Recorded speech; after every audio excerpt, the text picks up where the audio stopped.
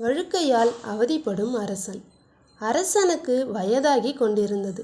தலைமுடி கொட்டி வழுக்கை அதிகமாகி கொண்டிருந்தது.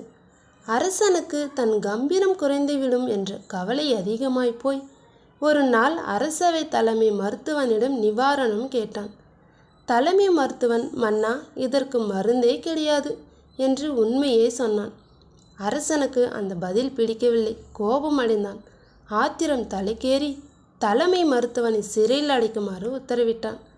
ஊரில் இருக்கும் அனைத்து சிறந்த மருத்துவர்களையும் வரவழைத்தான்.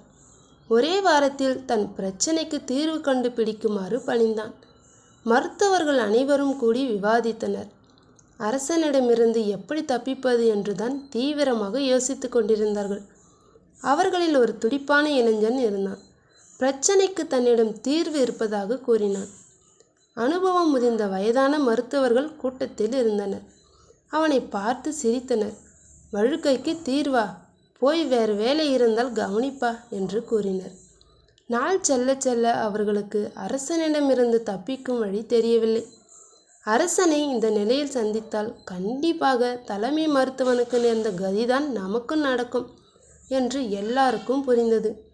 கதி கலங்கி கொண்டிருந்தார்கள். அப்பொழுது இளைய மருத்துவன் திரும்பவும் என்னை நம்பினால் நம் எல்லாருக்கும் விடிவு நிச்சயம் என்று கூறினான். வேறு வழி இல்லாமல் அனைவரும் அவன் வழியில் செல்ல ஒத்துக்கொண்டார்கள். அவனோ மருந்தை நேரடியாக அரசனிடம்தான் தருவேன் என்று கண்டிப்பாக சொல்லிவிட்டான். அடுத்த நாள் சபை கூடியது. மருத்துவர்கள் இளைய மருத்துவனை கூட்டிக் கொண்டு அரசவைக்கு வந்தார்கள். அவன் அரசனிடம் ஒரு குடுவையை கொடுத்தான். மன்னா, இதில் இருக்கும் மருந்தை தினமும் சிரசில் தேய்த்து கொண்டு வந்தால் ஒரே மாதத்தில் முடி கொட்டுவது நின்று போகும். 2 மாதத்தில் முடியில்லாத இடத்திலெல்லாம் முடி வளர ஆரம்பிக்கும். 6 மாதத்தில் கருகருவென தலையெங்கும் தலைமுடி அழகாக வளர்ந்திருக்கும் என்றான். மன்னனுக்கு மற்றற்ற மகிழ்ச்சி. இப்பொழுதே அந்தப்புரத்திற்கு போய் தலையில் மருந்தை தடவிக்கொள்கிறேன் என்று கிளம்பினான். அப்பொழுது மருத்துவன், மன்னா, இந்த மருந்து வேலை செய்ய வேண்டுமென்றால் அதை தலையில் தடவிக்கொள்ளும்போது மட்டும் நீங்கள் குரங்கை நினைக்கக்கூடாது என்றான். முட்டாள் மன்னன் சரி என்று சொன்னான். மந்திரியிடம் மருத்துவர்களுக்கு பொன்னும் பொருளும் கொடுத்து சிறப்பாக மரியாதை செய்து அனுப்பி வைக்க சொல்லிவிட்டு அந்தப்புரத்திற்கு வேகமாக சென்று விட்டான். மருத்துவர்களும் தப்பித்தோம் பிழைத்தோம் என்று ஊரை விட்டே ஓடிவிட்டார்கள்.